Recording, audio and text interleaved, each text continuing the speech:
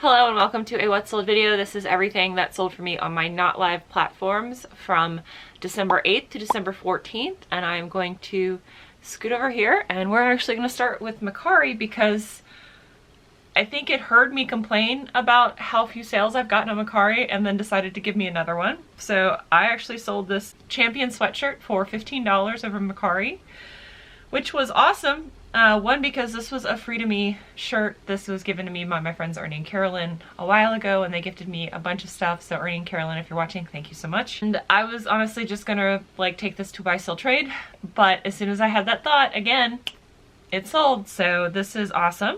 We're gonna move Miss Moxie, and then I think Depop also heard the fact that like I was complaining that both it and Mercari were about ready to get the chop when I got a Depop sale too. I think the thing that I like the least about Depop is the fact that offers are non-binding. I have accepted probably a dozen offers on various items on my Depop, and this is the first time someone actually paid.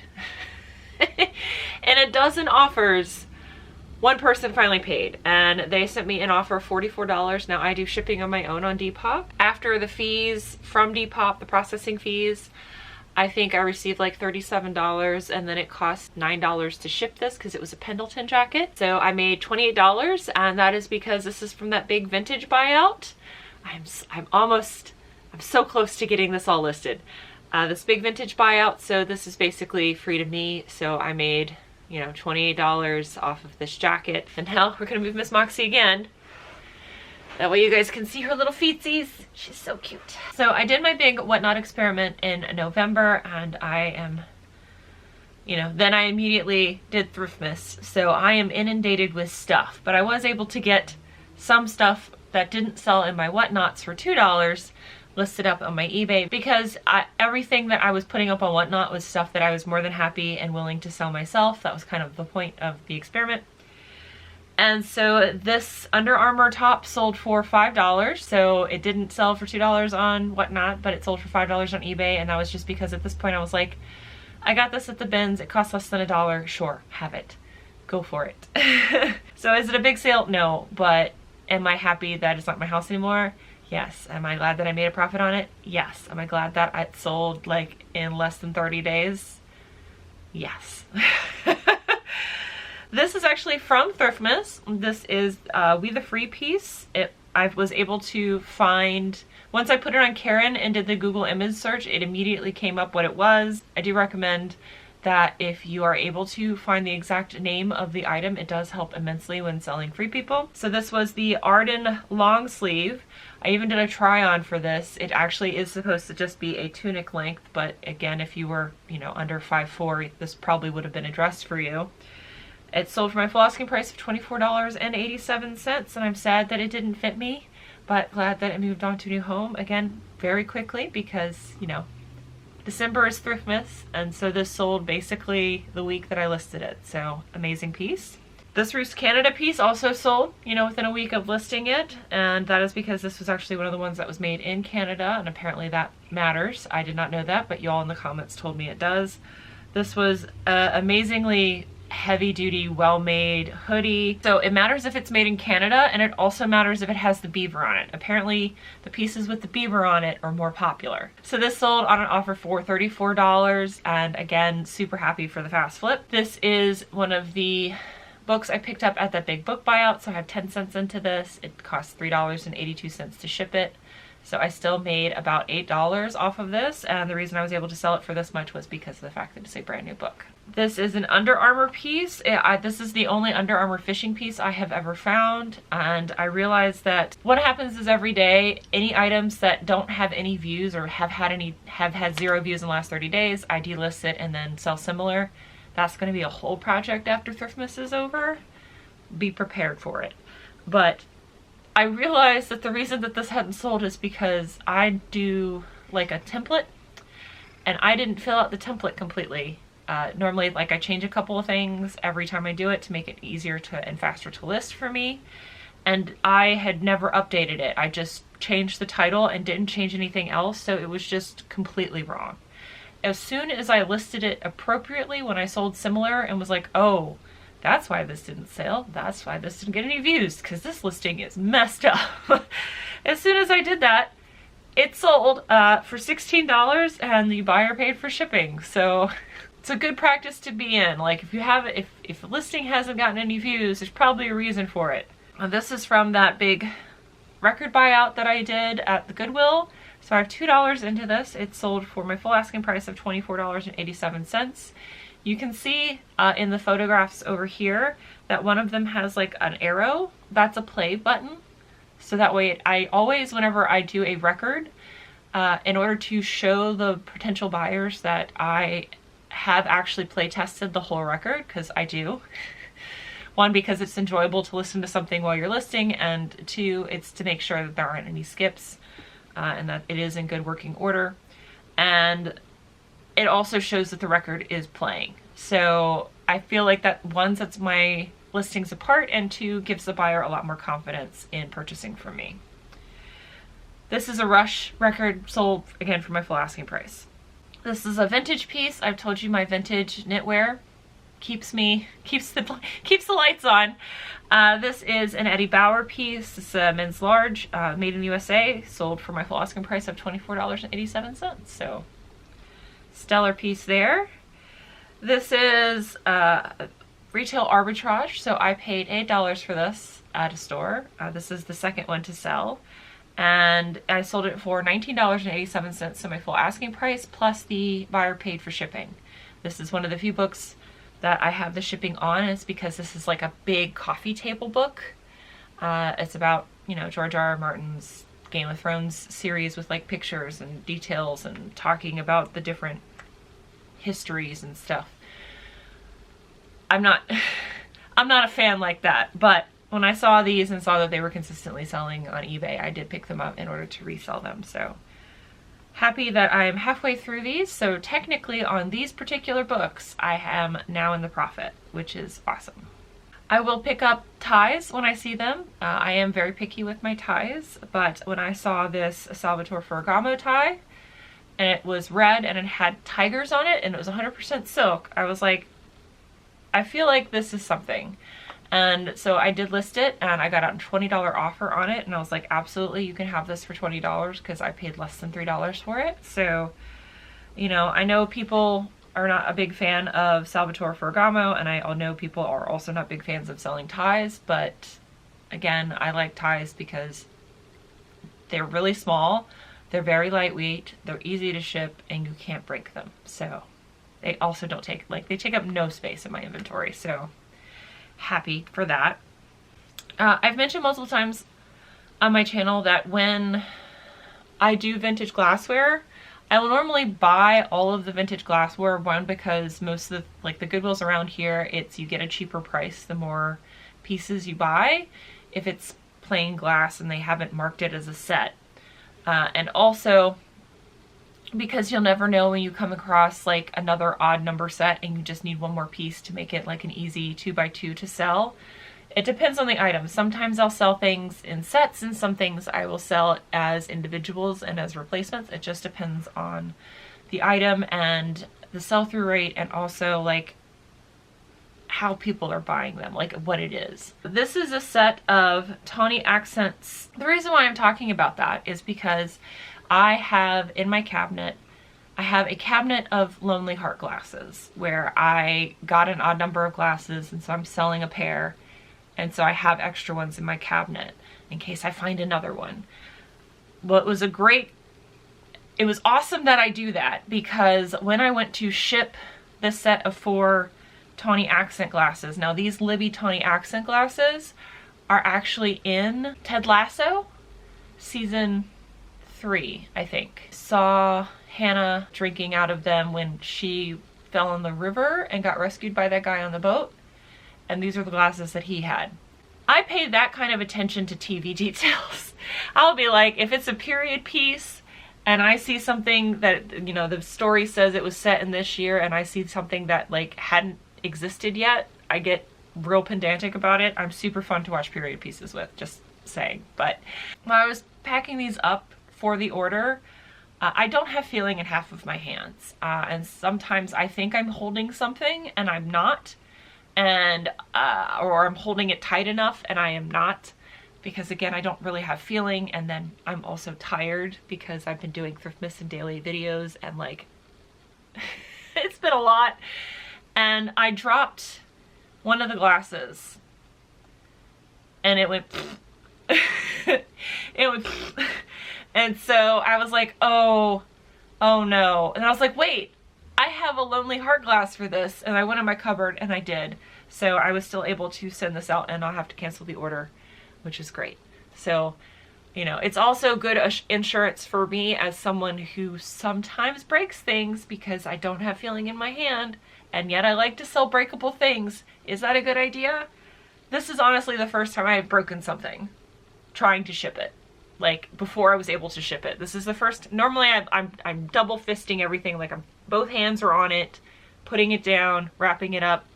But there was the one time where I was in a hurry because I was trying to go do a thrifting video, and I had to come back. I was rushing. That was the problem. So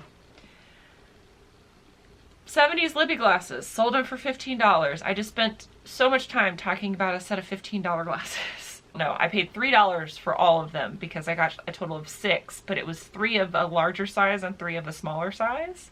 So I sold 2 larger and 2 smaller in this set, and then had an extra one in my cupboard, which worked out. This is a viewer sale. Pisces Lovely Lady bought this book for me. She said, thank you so much. I really like your content. And then also, you know, I'm also a reader, so hopefully you also followed my book channel. Shameless plug there. But she bought this book for me. It is Target in the Night by Ricardo Piglia. I'm sure that's not correct because this person is not American, and I just butchered their name, so I'm so sorry. But I got this in that big book bob out, so I have 10 cents into it. And, you know, it cost me $4 to ship it to them. And so, you know, thank you so much for giving one of these books a new home. I hope you have been able to have an opportunity to start reading it, and I really appreciate you sending me a lovely message, and I really appreciate you buying this book for me, because I am just super happy to share reading and stories and save books. It just makes me happy, so thank you. So this is a record that frustrated me to no end, and not because there's anything wrong with the record. So when I did my big, when I did the video for the haul for that big record find that I had at Goodwill, y'all told me that Stryker is a Christian heavy metal brand, which after listening to the music, yes. This album, this is the 4th time this album has sold. And as per usual, when I have an instance where I accept offers on an item and then they don't pay, and I accept items on an offer or they cancel the order, I don't know what it is. It happened with that Army resin cross, and then it happened with this album. So I don't know what it is. Maybe it's just buyer's remorse. Don't know. This sold 4 times. The 4th time was the time where it actually stuck, and it was because someone paid full price. The same thing happened with that cross, where I accepted 8 offers on the cross. It wasn't until it got paid full price for did it actually leave my house, never to return again. But this sold 4 times. Sold for my full asking price, and I now never have to see it again. It was good music. It was an interesting listen. I just don't understand what it was with this one record where, like, I kept consistently accepting, you know, $25, $28 offers. Never paid. So, bye-bye. This is a shirt. You can see that I've styled it beautifully on Karen. This is actually one of the ones I did for the Fix It Friday videos when I was doing the beginning of the year. Man, this end of the year recap is going to be super fun, guys. I had so many plans at the beginning of the year that did not happen. But I picked this up a long time ago. I paid $2 for it at an estate sale, and it finally sold for my full asking price of $14.87 about 2 years later. But it sold. Again, when I was thinking about, all right, maybe I just need to take this to a buy-sell trade store, it sold. This is also another thank you to a viewer. Elliptis, I hope I didn't mispronounce your name too terribly, but they actually messaged me on my YouTube video when I showed this for a Thriftmas video and said, hey, I'm really interested in this sweater. Have you listed it yet? And I'm like, no, I haven't. And no, I'm not going to keep it because, you know, I have one kind of similar now that's Delia's, and also I have plenty of sweaters. I actually bought myself another sweater recently. I thought about wearing it for this video, but you'll see it in a later video. But they're like, I really like that sweater. If you're gonna sell it, I want it. And so I messaged them to let them know that I finally listed it. And that's why I say, you know, if there's anything in any of my Thriftmas videos that you guys want, please either DM me on Instagram or let me know in the comments so that way I can like prioritize listing that, because otherwise it's gonna sit in a pile because I'm a little overwhelmed right now. And that's exactly what they did. So Elliptis, thank you so much for that. Also, thank you for saving me from keeping another beautiful vintage sweater, because I really did like this. It was soft and cozy even though it was acrylic, and I just, the colors were super vibrant. I did sweater shave it before I sent it off to you, so that way it would be in a nicer condition. But I really liked this. This was a 90s Sweater Emporium sweater. Again, the brand doesn't necessarily matter. Most vintage for me is always a style pickup, and this is peak 90s to me. This is peak 90s menswear to me, is the sweater with the stripes. The sweater with the stripes. The sweater with the stripes. It's peak 90s. So Elliptis, I hope you love it as much as I loved it, and I hope you're able to enjoy it for, you know, 30 more years. It's, you know, it's from the 90s. This is a Figs piece. The only ones that I still really have left, I have one set of Seal Blue, and I have all of the navy sets still. Pretty much all of the other sets have sold. This is in Royal Blue. Sold for $35 on an offer. Perfectly happy to see them go. This is the Leon top and the Pisco bottoms. Another piece that I had put up on Whatnot and nobody wanted it for $2, so I listed it on eBay and it sold for $10. This is from the Bins Experiment in November, and again, it's just this Nike basic, but I had the mentality of picking up these workout basics while I was at the Bins because, you know, we're going into new year, new you. All right, this is another big viewer buy. So Nancy, thank you very much. Nancy bought a bunch of books from me, and because she accepted a bunch of offers, because I woke up one day and I had a whole bunch of send offers to watchers, so I just sent offers out. And because of that, she wasn't able to get the buy 3 get 1 free. So after she paid for everything, I just refunded her for one of the books, because I've talked about buy 3 get 1 free all the time here, and it should have worked. So it didn't work, so she still got one for free, so don't worry about that. So the new books that she purchased for me are Ceremony and the Lone Tree by Wright Morris, The Rainbow by D.H. Lawrence, The Field of Vision by Wright Morris, and then she purchased, those I think were for her husband, and then the books she purchased for me for herself are 100 Tested Dishes from the United Nations cookbook, and also another favorite recipes from the United Nations cookbook. One was from 1951 and one was from 1956, and they actually both came from the same estate sale. So Nancy, thank you so much. This was very kind of you. I hope that there are some recipes from the 50s in those cookbooks that you enjoy. Some of the cookbooks and recipes I have seen in some of the 1950s cookbooks are interesting and not necessarily ones I would want to try, but you know, there's also some great recipes in there that might be new favorites for you. But I hope you enjoy them. I hope your husband enjoys the books you got for him. And Nancy, thank you so much. This was a lovely order. And then thank you also for your patience, because I felt really bad when I noticed that the buy 3 get 1 free didn't work, and so you were totally cool with me fixing that for you. The next one is a set of 3 books. This is the Millennium Trilogy. So if you've ever seen stuff about the girl with the dragon tattoo, that is this trilogy. I picked up these 3 books for $3 at the Dab by me, and they sold on an offer. I sent a 10% off offer, and they bought it for $11.58, and it's free shipping. So I only made like $3 on this order, but I literally listed them the day before. So to have them in and out of my store, perfectly happy with that, especially since they're super easy to list. This was an item that sold as soon as I fixed it.